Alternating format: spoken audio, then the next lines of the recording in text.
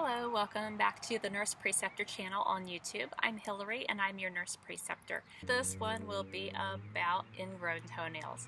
I get ingrown toenails all the time, and so I'm going to demonstrate for you today what you can do at home to try to ease the pain and get an ingrown toenail to grow out. A few different things can predispose people to getting ingrown toenails. And an ingrown toenail is just where the very edge, where the side edge of the toenail starts growing into the skin around it, and it starts getting inflamed. It causes a lot of discomfort. It gets puffy, it gets swollen, and it can even get infected if the skin is to break open. So I have probably what would be considered mild to moderate ingrown toenails. I've pretty much had them my whole life. My big toe is a little shorter than my second toe, and that is one thing that predisposes people to ingrown toenails. It's called Morton's toe. Also, people who do sports where there's a lot of stopping and starting, or work on the points of their toes. People like ice skaters, roller skaters, people who do point or dance, and then people who do things like basketball, football, where there's a lot of stopping and starting and you're putting a lot of forward pressure on your feet. Also, a couple of other things would be pointy shoes. People who wear pointy shoes, especially pointy heels, where it puts a lot of downward pressure onto the toes. And people who are wearing shoes that are the wrong size. And this is why we saw a lot of this in peds and adolescents, because they're in the middle of growth spurts, so their feet are growing, and sometimes their shoes are getting gradually tighter and tighter, and they don't realize it until they've got an ingrown toenail. So I'm going to show you today what you can do as a first step to try to grow out an ingrown toenail and try to alleviate some of that discomfort. I will say this is no substitute for professional medical evaluation. If you have serious concerns, if you have diabetes, if you have peripheral arterial disease or peripheral vascular disease, if you are starting to see pus, I would recommend getting an evaluation by either a pediatrist or a medical professional. But this is for mild cases of ingrown toenails, and this is usually the first step that even a pediatrist would recommend. Alright, so here is my foot. I run a lot, and I haven't been taking as good a care as I should to keep my toenail from getting ingrown. What you're going to need for this, you're going to need an emery board of some sort, and get one that has kind of a rough, coarse grain to it.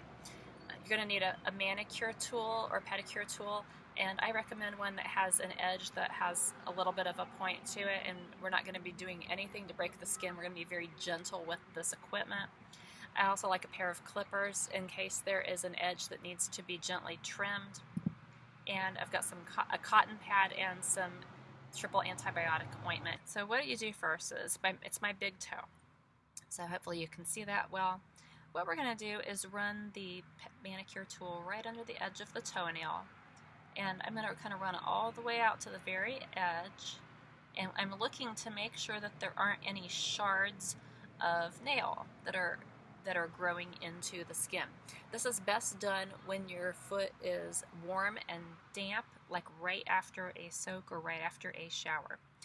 Okay, I'm going to go to this edge here, the edge closest to my second toe, and that's where I usually tend to have problems. So I'm running my nail tool under my toenail, and guess what? I've got a little shard of nail that is attached, and it is like a triangular piece of toenail. And so I am going to take the tool and keep kind of going right underneath the nail edge, and I'm just gently and gradually separating the nail from the nail bed, because it's just really that little shard of nail is really stuck into the skin. I am going to take my trimmer, and I am just gently going to trim off that little piece of nail.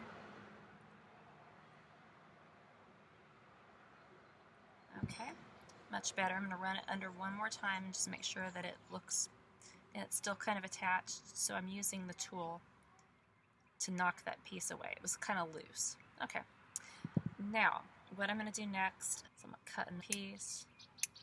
Could also use the end of a Q-tip and pull the cotton off of it, just as long as there's just a little tuft of cotton.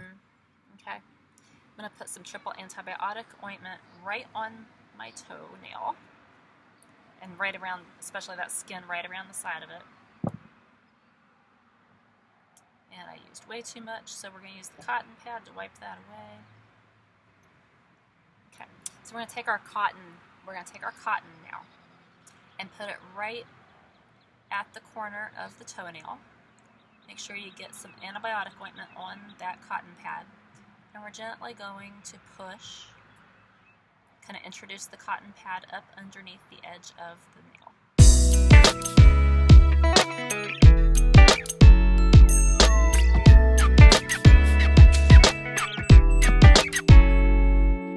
Okay, so we're going to tuck that piece of cotton right in, and if there's any excess, you can just simply trim it away.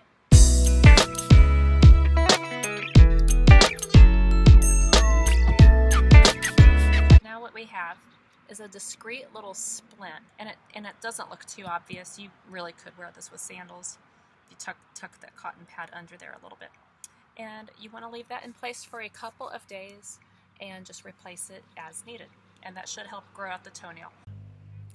So as with any condition, if you notice that your condition is not improving, or if it seems to be worsening, or if you notice any signs of infection, redness, heat, pus, or fever, please seek medical attention. Ingrown toenails are pretty common, but they're pretty easy to fix if you just know what to do.